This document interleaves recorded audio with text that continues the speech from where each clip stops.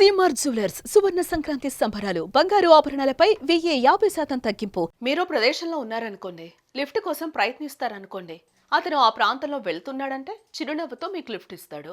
కాకపోతే ఆడాళ్లకు అవకాశం మాత్రం ఇవ్వడు.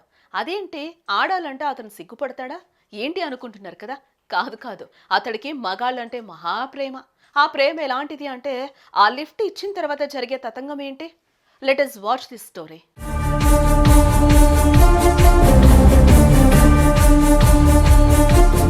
ఇదిగో ముఖానికి గుడ్డ అడ్డం కట్టుకుని పోలీసుల మధ్య నడుస్తూ వస్తున్న వీడి పేరు రామ్ స్వరూప్ అలియాస్ సోధి.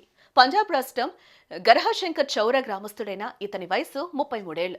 25 ఏళ్ల వయసులో వీడికి తల్లిదండ్రులు పెళ్లి చేశారు. 3 సంతానం కలిగారు. అయితే పుట్టింది మగ పుటికే అయినా వీడికి ఆడాలంటే అస్సలు పడదు. మగాళ్ళంటే పడి చచ్చిపోతాడు. వీడు హోమోసెక్షువల్ వ్యవహారాన్ని గమనించిన ఇతనికి స్నేహితులు అన్నవారు లేకుండా పోయారు. వీడి వ్యవహారం చూసి చివరికి కుటుంబ సభ్యులు కూడా ఇంటికి రావద్దంటూ తెగేసి చెప్పేశారు. ఈ చీత్కారాలతో వీడిలో కసి మరింత పెరిగింది.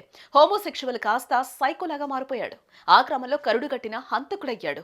తన పల్లె నుంచి ఓ మోటార్ సైకిల్ మీద బయలుదేరి దగ్గరలో ఉన్న హోషియార్పూర్ జిల్లా కేంద్రానికి చేరుకునేవాడు. నిర్మానుష్యంగా ఉండే రోడ్ల మీద మెల్లగా వెళుతూ ఎవరైనా మగాళ్ళు లిఫ్ట్ అడిగితే చాలు వెంటనే వారిని తన వాహనం మీద ఎక్కించుకునేవాడు.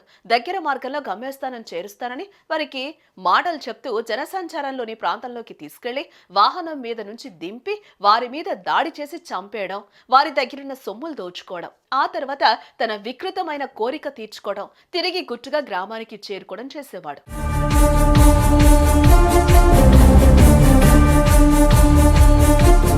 ఇలా గత 1.5 సంవత్సరంలో ఈ సోది హోషియాపూర్, ఫతేఘర్, రూప్ నగర్ తదితర జిల్లాల్లో 11 మందిని లిఫ్ట్ పేరుతో వాహనం ఎక్కించుకుని వారిని స్పృహ తప్పించి వారిని అనుభవించి చంపేశాడు.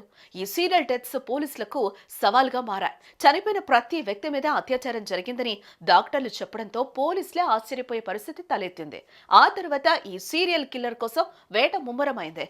అదే సమయంలో మోద్రా టోల్ ప్లాజా వద్ద మంచినీళ్ల బాటిళ్లు, టీ అమ్ముకునే ఓ 37 ఏళ్ల యువకుడిని చంపి అత్యాచారం చేసిన కేసులో రామ్ స్వరూప్ ను పోలీసులు పట్టుకున్నారు. ఆ తర్వాత జరిగిన ఇంటరాగేషన్ లో 3 జిల్లాల పరిధిలో జరిగిన యువకుల హత్యలో రామ్ స్వరూప్ పాత్ర ఉన్నట్లుగా తేలిపోయింది. రామ్ స్వరూపే ఈ సీరియల్ కిల్లర్ అన్నది బయటపడిపోయింది.